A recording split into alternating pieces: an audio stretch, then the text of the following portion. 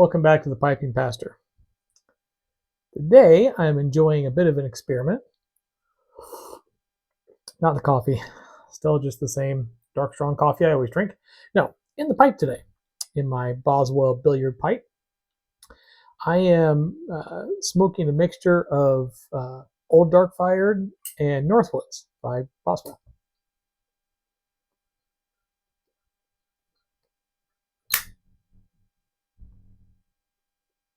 I was like, I haven't had Northwoods for a minute.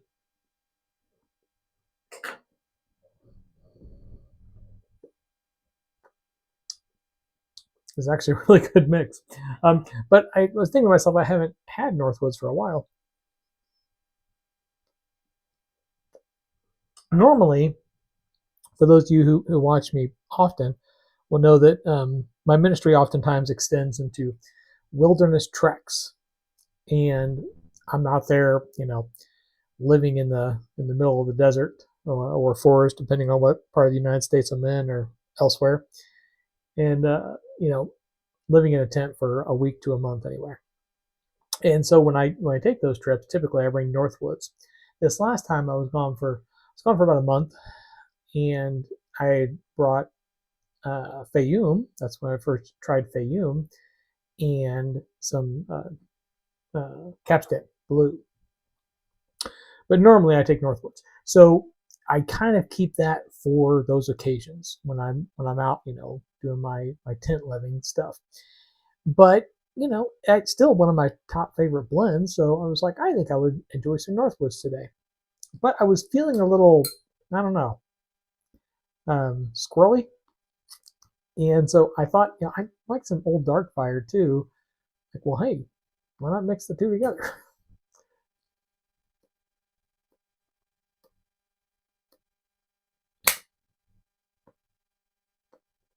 And it's quite nice. I mean,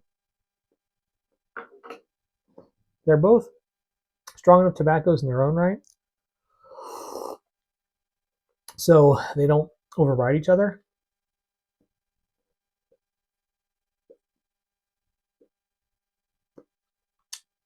But they balance pretty darn well. I mean, I'm not going to mix my whole collection there, all the Dark Fire and all the Northwoods I have.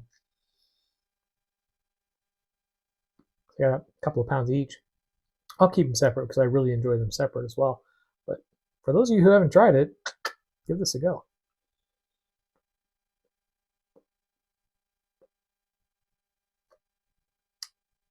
So, for today, I was thinking about the book I'm currently reading, which is the Poet at the Breakfast Table. I mentioned this before a couple weeks ago, I think. Oliver Wendell Holmes, and he wrote a couple of books about the boarding house that he lived in, and just recounting his time there and a lot of the conversations he had around the breakfast table with the other boarders. There are some very interesting folks in this house. Would have been a very interesting boarding house to live in for a while. There was a research entomologist, an astronomer, a young lady who wrote poetry for a magazine, Oliver Wendell Holmes, of course, a physician whose mother actually owned the boarding house, and a character he refers to as the master. Now, there's also a salesman of some sort that he referred to as the capitalist, somebody who worked in trading bonds and so forth, and a member of the House of Representatives. He doesn't name these people. He gives them cute little nicknames. But the one he refers to as the master is a Cambridge-educated, retired professor and researcher from Harvard who maintains a library there in his rooms at the boarding house and still engages in like research for fun, basically. A very learned fellow whose area of research is everything. He mentions that.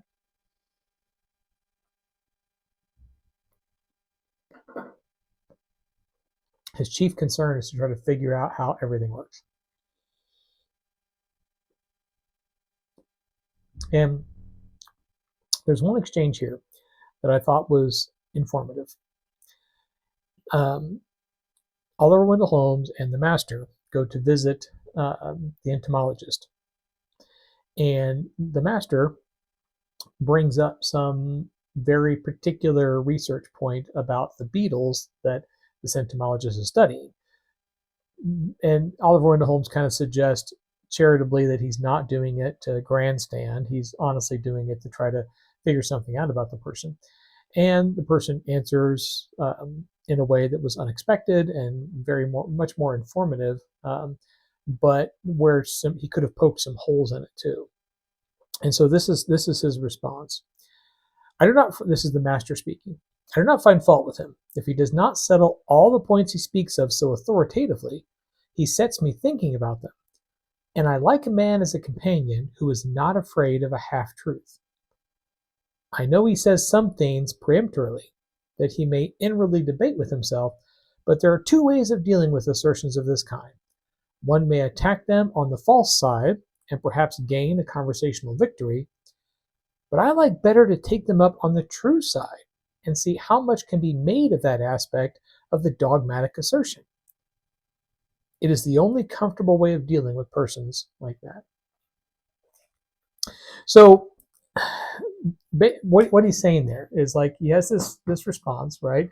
And it doesn't have the ring of like total truth. Like there's some truth there, but there's also some parts where he could tell the guy's there's a weak point in his argument.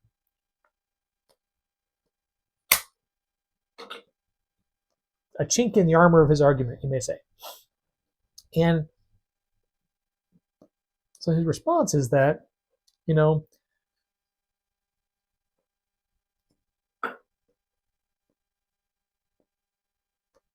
you're engaging in a debate with someone or just an intellectual conversation or what have you, and a chink appears, there's one of two ways you can deal with it. You can either attack the weak spot, or you can ask them more about the strong side. If you attack the weak spot, you may gain a conversational victory, right? Which means nothing in the long term. But if you dig into the strong side of the argument, you have the opportunity to learn something, and you give the other person an opportunity to perhaps shore up their own assertions, to look more deeply at their own views and maybe try to understand them a little bit better. We have a tendency to do the other. We have a tendency to attack the chink in the armor of the argument of the other person because we want that conversational victory. In the current political climate in the United States, you see that happen all the time, anywhere and everywhere. And I'm sure this is reflective in the political climates of other countries, and historically it's been around. This is not a new thing, of course, but it just seems especially vitriolic right now. But you can easily in the United States switch back and forth between two different news channels and get, one really strong side of this side, one really strong side of this side, right? And they both have weak points in their arguments, but we're only looking for the weak points to try to score points rather than leaning on, okay, well, you know what? You and I have a vastly different opinion about this. And you are absolutely convinced that this thing you're talking about is the truth, is the right argument, is the right way to think. I can either try to find the chink in that argument and say, well, this, and this, or I can say, okay, you know what? You think so strongly about that. Tell me more about it. Help me to understand more about the strong side of your argument. And then you get a chance to learn something about them and their view. digging into the strong side of someone's argument rather than the weak side. Sounds counterintuitive because we're trained in these conversational exchanges to look for a victory. And you don't win by playing to someone's strengths, right? If I'm trying to beat you in something, I'm not going to play to your strengths. I'm going to play to your weaknesses so I can win. What he's saying here is that in a conversational exchange, that win is meaningless. It doesn't gain you anything. You need to play to their strengths so that you can get something else out of that conversation and maybe benefit them as well. You know, the Bible tells us in Romans 12:6 that we all have different gifts, right? We're gifted differently, according to the grace of God.